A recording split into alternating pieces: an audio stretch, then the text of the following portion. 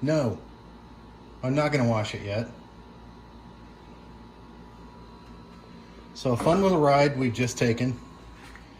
It's been a minute. Kind of got sick of being in the car after power tour. For obvious reasons, if you've ever been on power tour, it's a long haul. And wow, this car is kind of rough to ride in for a while. So I found a couple things that I wanted to pursue. One of which is a fuel leak, which you can kind of see right there. Found it, we're gonna deal with it. And the other thing was a vibration around, let's just say above the speed limit. And what I figured out was that the transmission was, the engine angle was off by the transmission mount in the back. Well, long story short, you have to do some adjusting. This is about the point that the purist's head explode, because some of you will recognize that as the top part of a cross member. Yeah, she gone. So, getting back to the story, we had to cut some of that out. I'll have to reinforce it, don't worry, I'm gonna put something back in it. And yes, this looks like hammered shit, but that's the correct angle. And if you zoom, I'm gonna zoom here. All right, this is a TKO 600 on a 70B body, and I'm still not at 3 degrees engine level, degree, like most people say it should be. And you can see this is an automatic transmission tunnel. I haven't manipulated that edge of sheet metal, nor have I manipulated the edge of that shifter housing or the transmission. Those that say these go in with a minimal amount of cutting, bullshit. Now you can see the rest of what I had to cut away of the cross member, and I'll fix that. That's not a problem. We'll run a strap or something up over the top of that. We'll get that right. But to get the engine in there setting level, impossible the way it was. A little original horn love for you. I couldn't bear to take it out, paint it, do whatever. It still works too. So either way. So I was messing around last night doing some research. I wasn't completely satisfied with the angles that I had, even though the Tremec calculator said we were good. It's not that I think that calculator's bad. It's just that it still seemed like it was a little too far down in the tail.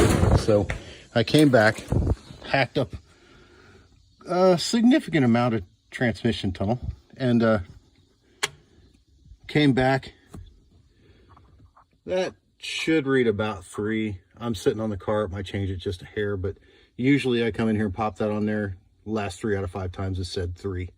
So that's the same angle I get off the bottom of the transmission gasket surface, excuse me, the engine oil pan gasket surface. So there's a pretty good idea of the cross member, what that looks like after you cut it. I'll pull something up over the top of that and rejoin those two. And that's what that looked like. So that was 3. We've got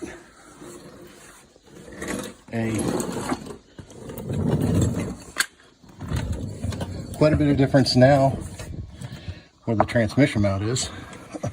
Sorry about the crappy camera work. But you can see now it's closer to, I don't know, it's an inch or more over that. So we'll have to do a little fabrication work. And like I said earlier, this was a really early kit, so there's no telling what they were prepared to accept, so that they could sell it in the idea that, well, there's no hacking involved. Well, there isn't, at least not the way it was. So angle of the drive shaft, 1.9 to 2. I get it to focus. This is amateur cameraman night. And if I can get it to hold steady, angle of the pinion, there we go, right about there. So that's going to do it. I can't ask for better than that. pinion angle and your engine angle are supposed to be the same. So there we go.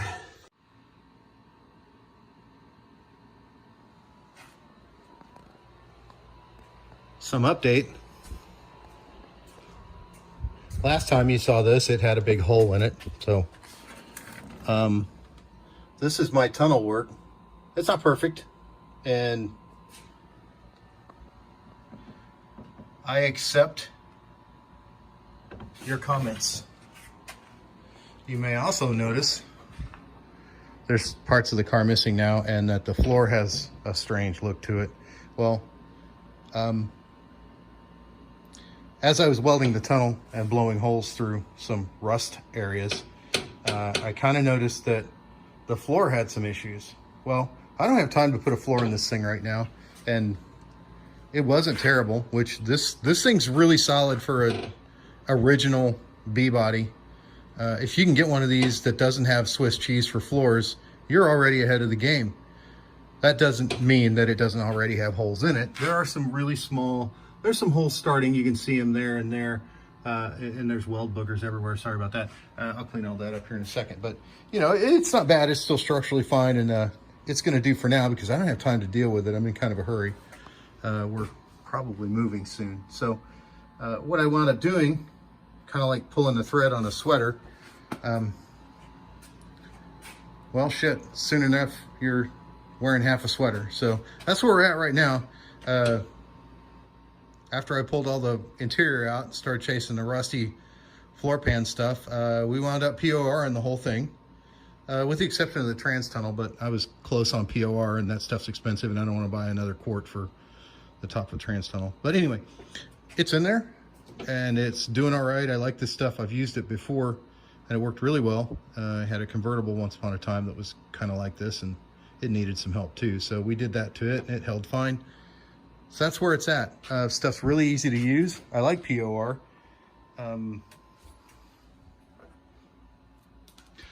So I haven't traveled up into this area, mainly because it's fine. It's not rusty at all. I'm leaving that alone and I'm out of POR. So there's that. I'll have to put plugs back in it. And I'm also going to use some of this, which let me grab this. This is Neuco. Get around where we can get a good look at it. And it is kind of a rubber mastic. It's about 1/8 maybe thick, aluminized or aluminum coated. It's a sound deadener. There it is for those of you who need some part numbers. But I bought this a while back, thinking I'd put it in, and I just haven't gotten to it yet. Well, now seems like the right time. So I got some of that. It's gonna go in here as soon as this is dry. It's fairly easy to apply. It's self-adhesive, it's malleable. The other stuff we're using is this. This is the this is the heat and sound insulation, and they recommend you put this stuff on top of the other stuff. It's another inch layer, mainly of foam. I don't know how much good it's going to do, but you know, every little bit helps because this thing is ridiculously loud. Or it was, which brings me to my next point.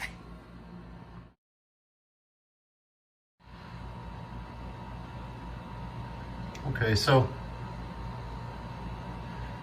trying to get a good spot of what's level.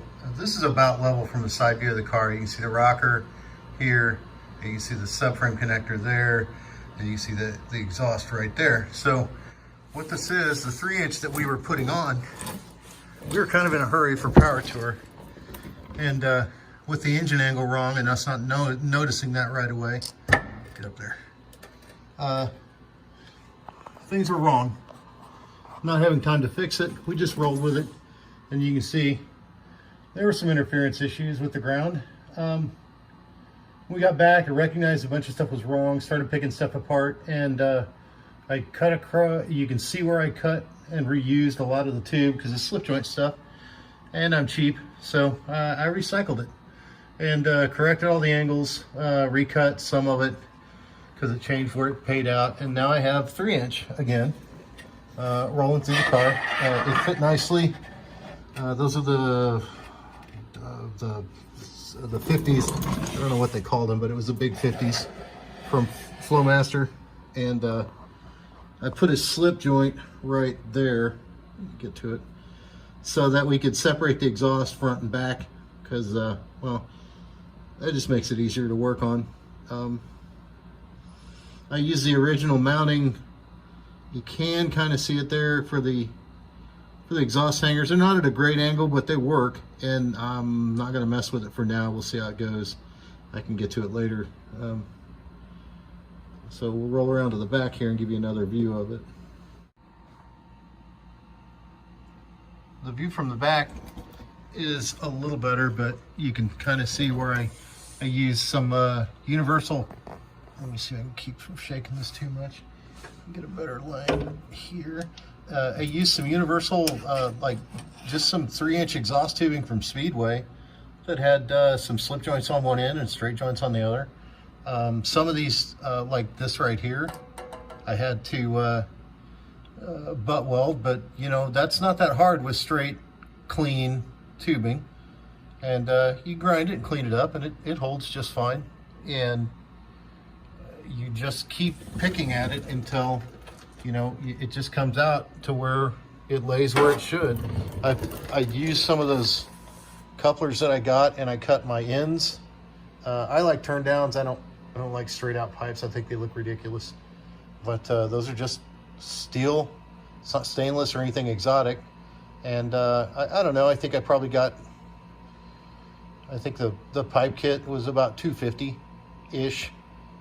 And I think the mufflers were, I don't remember what I paid for them. You could get mufflers cheaper, I'm sure. I bought these. I didn't have to. So you can make your own. I'm encouraging you.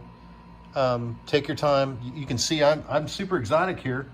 You know, I don't even own those. I borrowed those from a friend who graciously lent them and then gave them to me. Thanks, Jay. Appreciate you. And you know, it doesn't take a lot. A little welder and a grinder, you know, and a lot of patience. I cut most of this with a cutoff wheel in the grinder, so I don't even have a chop. I have a chop saw, but I didn't use it.